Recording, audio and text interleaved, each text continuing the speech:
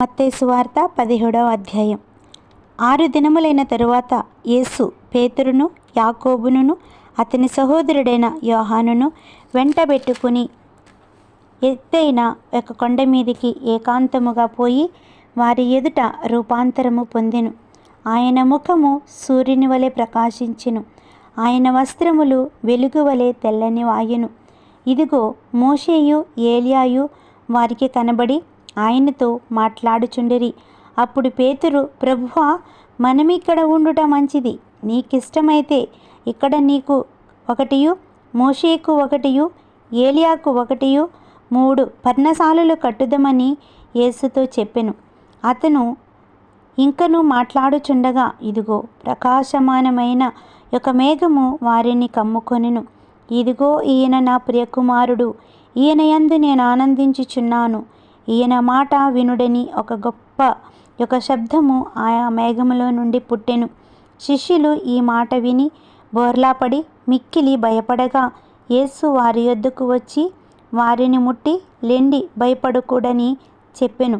వారి కన్నులెత్తి చూడగా యేసు తప్ప మరి ఎవరునూ వారికి కనబడలేదు. వారు కొండ దిగి వచ్చుచుండగా, మనుష్య కుమారుడు మృతుల్లో నుండి లేచి వరకు ఈ దర్శనము మీరు ఎవరితోనూ చెప్పకూడదని యేసు వారికి ఆజ్ఞాపించెను. అప్పుడు ఆయన శిష్యులు, ఇలాగైతే ఏలియా ముందుగా రావలెనని శాస్త్రులు ఎందుకు చెప్పుచున్నారు? ఆయనను అడిగిరి. అందుకు ఆయన, ఏలియా వచ్చి సమస్తమును చక్కబెట్టెను మాట నిజమే. అయినను ఏలియా ఇదివరకే వచ్చెను. వారతన్ని ఎరుగక తమకిష్టం వచ్చినట్లు అతన్ని ఎడల చేసిరి.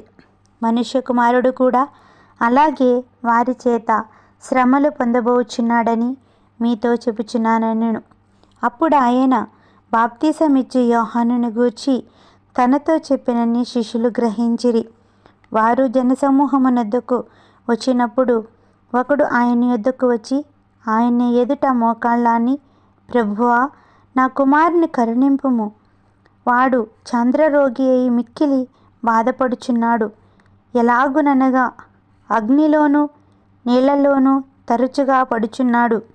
నీ శిష్యుల యొద్దకు వారిని తీసుకుని వచ్చితిని, కానీ వారు వానిని స్వస్థపరచలేకపోయిరని చెప్పెను. అందుకు యేసు, విశ్వాసము లేని మూర్ఖతరము వారులారా, మీతో నేనెంతకాలము ఉందును? ఎంతవరకు మిమ్మును సహింతును? వానిని నా యొద్దకు తీసుకుని రండని చెప్పెను. అంతటా యేసు ఆ దెయ్యమును గద్దింపగా అది వానిని వదిలి పోయెను. ఆ గడియ నుండి ఆ చిన్నవాడు స్వస్థత నొందెను. తరువాత శిష్యులు ఏకాంతముగా యేసునొద్దకు వచ్చి, మేమెందు చేత దానిని వెళ్ళగొట్టలేకపోతిమని అడిగిరి. అందుకాయన, మీ అల్ప విశ్వాసము చేతనే. మీకు ఆవగింజంత విశ్వాసముండని ఎడల ఈ చిన్న కొండను చూచి ఇక్కడ నుండి అక్కడికి పొమ్మనగానే అది పోవును. మీకు అసాధ్యమైనది ఏదియూ నుండదని నిశ్చయముగా మీతో చెప్పుచున్నానని వారితో అనెను. వారు గలిలయలో సంచరించుచుండగా యేసు, మనుష్య కుమారుడు మనుషుల చేతికి అప్పగింపబోచున్నాడు, వారు ఆయనను చంపుదురు, 3వ దినమున ఆయన లేచునని వారితో చెప్పగా వారు బహుగా దుఃఖపడిరి. వారు కపెర్నహూమునకు వచ్చినప్పుడు అరశేకేలు అను పన్ను వసూలు చేయువారు పేతురునొద్దకు వచ్చి, మీ బోధకుడు ఈ అరశేకేలు చెల్లింపడా అని అడుగగా చెల్లించుననెను. అతడు ఇంటిలోనికి వచ్చి మాటలాడక మునిపే యేసు ఆ సంగతి ఎత్తి, సీమోను, నీకేమి తోచుచున్నది? భూరాజుల సుంకమును పన్నును ఎవరి యొద్ద వసూలు చేయుదురు? కుమారుల యొద్దనా అన్యజనులని యొద్దనా అని అడిగెను. అందుకు అన్యజనుల యొద్దనే అని చెప్పగా యేసు, అలాగైతే కుమారులు స్వతంత్రులే.